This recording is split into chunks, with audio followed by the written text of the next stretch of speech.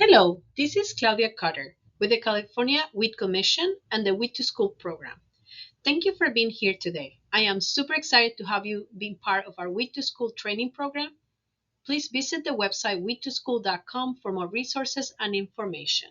All the resources will be posted there.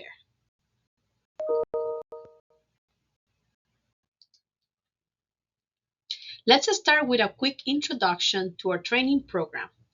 This program is structured in modules. We have 8 modules. Module 1 is an introduction to the Wheat2School program. Module 2 will cover finding and planning your wheat planting space. Module 3 covers the actual wheat growing cycle and the different wheat classes you can use. Module 4 is all about harvest and post-harvest activities using some of our school sites as examples. Module 5 includes information about incorporating the wheat from your program into school cafeterias such as culinary arts programs or adding wheat products as part of Harvest of the Month, just to mention a few. Module 6 includes all the 14 lessons we have developed for you to include as in-classroom education. Module 7 includes ideas and approaches to establish partnerships with local organizations and communities to support your Wheat2School programming. Finally, Module 8 is a recap of all the modules, but more concise. You're welcome to follow this training program from Module 1 through Module 8, or pick and choose the modules you know works best for your program to learn and use. Either way, I'm excited you are here. So let's start. Welcome to Module 1. Introduction to Wheat2School as part of the Educator Training course. Before we start, I would like to allow time for you to answer a few questions and to provide your feedback. So in order to do that, we'll be using this raising hand, which means that anytime you see it, there is a question or an action item for you to take care before moving to the next slide. Have you ever tried gardening? If yes, please think about how you will describe gardening to someone who has never done it before. You can pause here to think about your answer before moving to the next slide.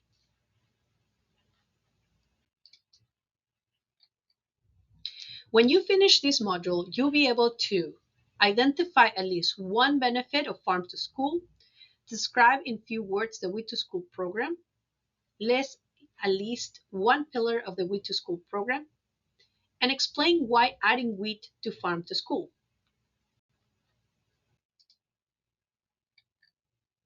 Farm to School includes 3 pillars: education, school gardens, and local procurement. For this program, we have developed content for each of those pillars that allows you to incorporate all of them, or pick and choose the 3 pillars that you would like to add to your program.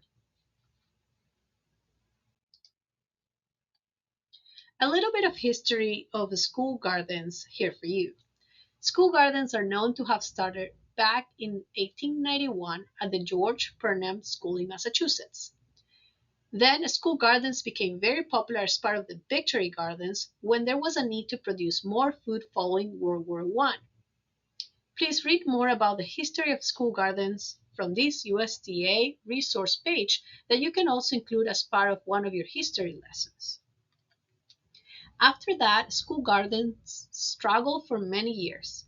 It was not until Alice Waters with the Edible Schoolyard Project in California that in 1995 school gardens took a turn and increased in popularity. Today, there are state and federal grant funding programs that support school gardens to increasing students' agriculture, food, and nutrition awareness.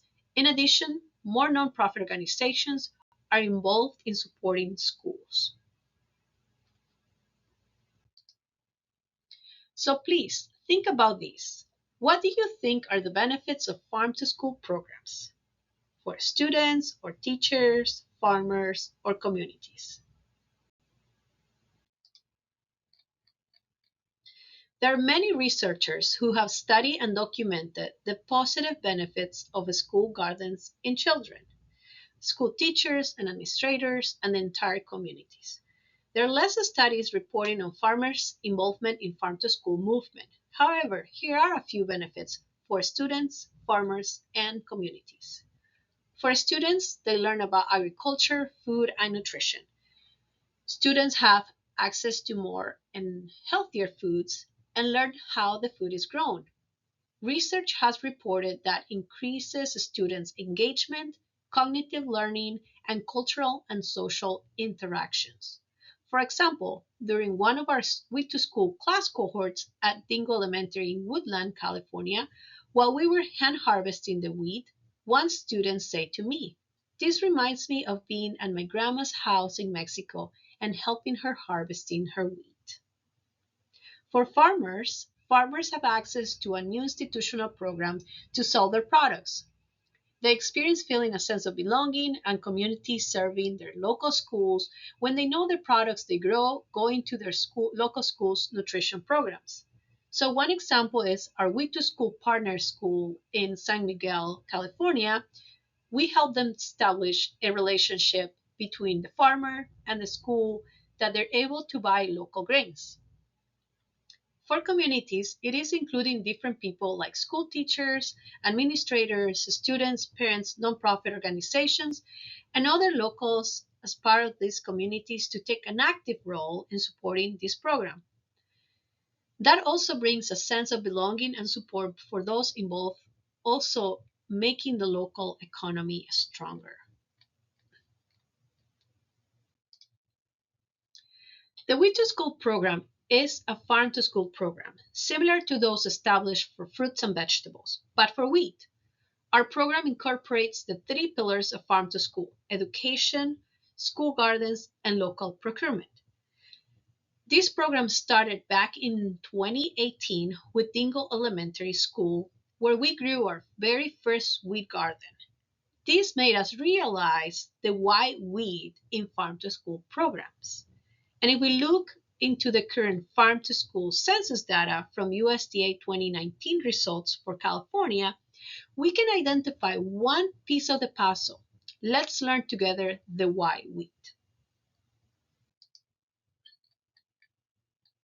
Based on the California Farm to School census from 2019, only 26.7% of local grains were served locally at schools, compared to local fruits and vegetables at more than 60%. In addition, many research studies showing the benefits of school gardens for children to introduce new foods, but they do not include grains. As we believe that school gardens play a significant role in introducing whole grains to children, the information we'll present in the following modules help to establish a farm to school program for wheat, as we call it Wheat to School.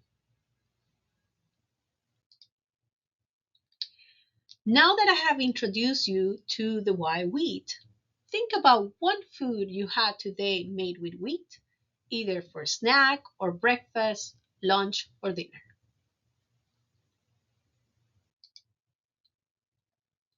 Wheat is in a lot of different products we eat today. In fact, wheat is responsible for 20% of the world's calories. And even more importantly, wheat is a significant food product used in the national school meal programs. However, most of the wheat products we eat today are not whole grains. Thankfully, school meals are required to include 80% of the time whole grain rich foods that contain 51% whole grains and the remaining being refined and enriched grains. Yet, reports show that children continue to dislike whole grains despite them being offered at school meals.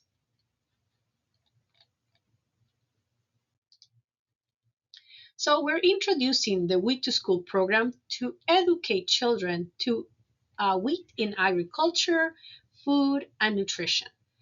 The Wheat2School program includes the three pillars in farm to school efforts: education, with 14 lessons available that takes the student from the plant to processing to the nutrition aspects of wheat; with a school garden component that provides experiential learning opportunities to make connections and contextual parts.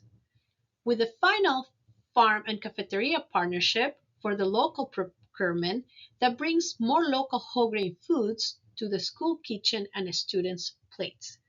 This provides a systemic approach of the farm to school program. Though you will be introduced to the three pillars of the Wheat2School program, we understand that each school and educator have different tools. We encourage you to start with one and the one that you feel the most comfortable pillar of the three, and then try the other pillars as you learn how to establish this program. So it is up to you to look and try one or a combination of two or all three. At this point, you may have some questions or comments regarding the information I provided to you. So if you do, I encourage you to email me or go to our discussion board link to add your questions or comments and to see what other people have said so far for this module 1. Here are some additional resources and readings for you to learn about farm to school, school gardens, and whole grains. Thank you for your time. You have officially completed module 1. So see you in the next module. Thank you.